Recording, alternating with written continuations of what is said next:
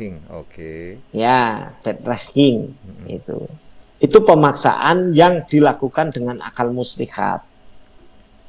Pasti orang yang melakukan pemaksaan dengan akal muslihat itu hubungannya dengan misbreakman of standing dan penyalahgunaan keadaan. Makanya muncul KDK keempat. Jadi gini loh bro. Nah, orang itu kan bicara organisasi, Pak Widi jangan dihubung-hubungkan dengan perjanjian dengan orang ini paham enggak kalau organisasi ini dimulai dari suatu perjanjian? Ya iya. Di antara anggotanya gitu.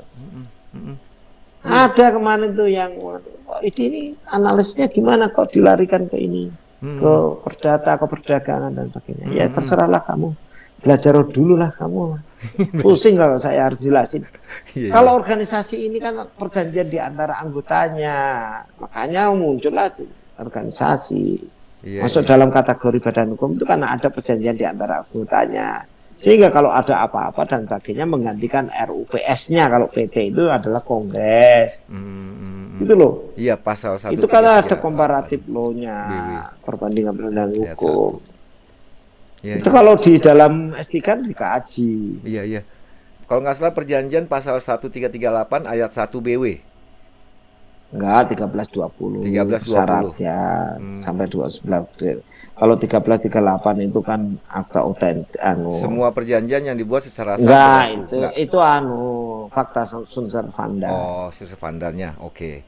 Ya, 1338 itu perjanjian itu berlaku sebagai undang-undang. Sebagai undang-undang bagi yang membuat. Ya kan sama dong, anggaran dasar rumah tangga kan perjanjian. Jadi dong undang-undang. Iya, organisasi itu sendiri kan kemudian diterjemahkan dalam anggaran dasar kayak negara lah gitu. Oke. Kang Bro, balik lagi ke KDK keempat. Nah, dengan ada rembuk nasional, muncul KDK keempat bulan November. Tanggal 29 November, tepatnya 29 yang 241, November. 241 ya? Ya, menetapkan menetapkan waktu Maret pelaksanaan. 29 November toh. Iya, 29 November itu kan Dirjen Kumham mengeluarkan surat pertama. Dasarnya dari KDK. 29 itu PP dulu toh. 29 PP membuat dulu toh. KDK yang keempat. PP dengan surat 241 itu 29 Desember. 29 November itu membuat dulu penetapan waktu Kongres. Maret. Ya. Nah, akhirnya kan dari 2023. Situ barulah lahir namanya surat pertama AHU kalau nggak salah. AHU.UM.01.01. Oh ya, Dirjen tanggal 29 Desember. 1 bulan berikutnya, 1 bulan. Ya. 1 bulan persis. 1 bulan persis. Muncul 1616 itu kan menetapkan waktu Maret 2023 sebagai waktu pelaksanaan Kongres dan Banten sebagai tempat pelaksanaannya secara e-voting terbatas. Kalau nggak salah itu punya. Tanggapan teman-teman. Nah, ini kan dasarnya e-voting terbatas itu benar. Oke. E-voting terbatas ini kan sebenarnya kan di pasal 20. Nah, oke, kita masuk situ dulu. Jadi ya, e-voting terbatas itu kan ini kadang supaya tidak salah ini orang-orang mengartikan, termasuk si pokrol itu selalu menggunakan tafsir berdasarkan konstruksi pembenaran dirinya sendiri. Pasal 20 termasuk ya kalau di medsos itu kan cecunguknya itu ngomong itu kan enggak jelas itu kan, karena saya anggap itu wong bodoh-bodoh jelas itu kan. Jadi e-voting itu belum pernah diatur. Pasal 20 itu tidak mengatur tentang e-voting. Setelah e-voting terbatas. Sebentar, tak jelasin dulu. Pasal 20 itu dalam konteks menggunakan elektronik itu kan dalam pelaksanaan. Pelaksanaan itu sudah parsial. Bukan komprehensif sebagai pemilihan. Kalau pemilihan itu komprehensif. Pemilu misalkan dan sebagainya itu komprehensif. Kalau pelaksanaan itu hanya alatnya itu yang dipahami. sistem elektronik itu. Jadi alatnya Cuman pakai orang itu elektronik. lata, ini voting terbatas. Ini Hmm. voting terbatas gimana voting? Yang namanya e-pot ya nasional, nggak ada istilah voting terbatas itu. Iya, iya, iya, iya. Itu maksudnya untuk menerjemahkan elektronik itu loh di pasal 20 baca nggak? Coba baca Oke. dulu.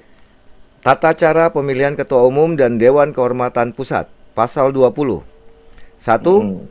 Pemilihan ketua umum dan anggota DKP dilakukan pada saat kongres dan dilaksanakan oleh tim pemilihan dengan dibantu oleh panitia pelaksana kongres di bawah pengawasan Sebentar, tim WAS. sebentar. Tim oleh panitia kan? Ya. Terus Ayat 2. Pemilihan dilakukan dalam satu putaran secara ya, oke. langsung, umum, Mm-mm. bebas, Mm-mm. rahasia, Mm-mm. jujur, Ya, terus. dan adil, Mm-mm. koma, Mm-mm. dan pelaksanaannya dapat. Nah, sebentar. Kata apa yang ku katakan benar toh? Pelaksanaan. Paham enggak? Jadi cara menafsirkan aturan itu ada yang namanya gramatikal, ada otentik, kata otentik. Pelaksanaan. Nah, pelaksanaan otomatis teknisnya nanti ada di ayat berikutnya, jangan dipotong di ayat 2 doang, coba. Oke, Pelaksanaan elektronik. pelaksanaannya dapat dilakukan melalui sistem elektronik. Nah, ya kan? Sistem elektronik, kan? 3. Pelaksanaannya loh ya. Oke. Lanjut. Diterjemahkan gimana oleh pasal 3? Ayat 3. Ayat 3. Angka 3. Tim pemilihan menetapkan layout ruangan. Nah, Daftar hadir. sebentar. Supaya kamu jangan tergesa-gesa. Yang dimaksud layout ruangan itu apa? Ya tempat milih lah. Ada spotnya nggak? Ada kotaknya berarti. Ya karena artinya kan tetap Anda mengundang para notaris kan? Iya. Sampai pasal, kalau nggak salah sampai angkanya 19 ya. Ya, 19 itu kan ayat. teknis semua. 19 ayat betul. Jadi elektronik yang dimaksud di situ itu bukan elektronik e-voting. Berarti Ngerti alatnya. tentang sistem. Apakah itu pengganti kertas aja? Kertas suara diganti dengan Ya semacam itu atau penghitungan atau apa gitu. Karena kalau tidak ditetapkan di aturan itu nanti dianggapnya ilegal. Oke. Supaya legal nanti kita menggunakan penghitungan dengan kalkulator, penghitungan dengan elektronik komputer dan seperti yang dilakukan oleh Jateng, kemudian ditiru oleh Jabar waktu IPAT itu loh. Ya, ya. Apa saya baca saya baca sampai ayat 5 nanti baru Abang jelasin ya. Kan nyoblos tapi kan masuknya penghitungannya dananya pakai elektronik. Jeret pakai komputer, pakai. Nah, seperti yang dilakukan ini waktu di Makassar apa di Bali. Makassar pernah. Jangan dipolitisasi lagi. Kalau dipolitisasi kemudian ini loh voting ini, itu kan orang bodoh aja, nggak usah digagas orang bodoh kan, nggak usah di ini belum ada aturan. Tapi kalau ada, aku seneng. Voting itu bagus sebenarnya. Tapi harus disiapin dulu peralatannya. Ada komparatifnya. Izin Kang Bro. Legislatif aja gagal sampai sekarang ya. Pilkada itu belum bisa. Kang Bro izin, saya bacakan sampai ayat 5 baru nanti Bang Bro jelaskan ya. Ya. Biar lengkap.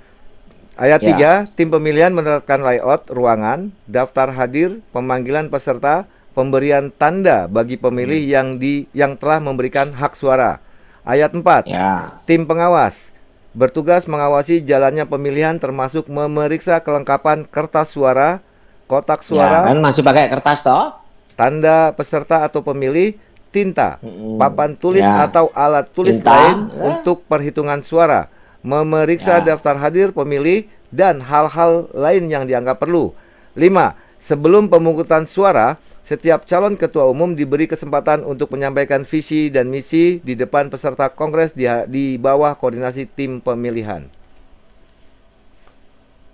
Kalau orang cerdas itu kan sudah paham yang dimaksud elektronik di situ di dalam ketentuan pasal 20 itu kan bukan e-voting. Iya, masih manual.